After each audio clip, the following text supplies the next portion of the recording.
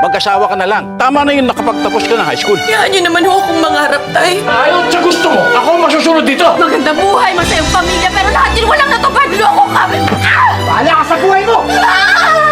Wala naman silang mapapala kung aasa sila sa tatay nila. Ang baon ay pangarap. Bawat pagsubok, di ka sumuko, maging hanggang Ang bitbit ay luha at pighati. Ang nilapag na kahit na anong batas dahil alam ko isa akong dayo. This is how we treat Filipina. Ready? By my dignity. Mga malalaking tao ang kinakalaban mo, Sarah. Bumabangga ka sa pader. Kakampi ko ang katotohanan. Siya'y na magdayaw. Kung hindi man ako makauwi ng buhay, mapapabayaan ang mga anak ko. Hindi mo sa kanila na mahal ko sila. MMK Sabado 8:30 p.m.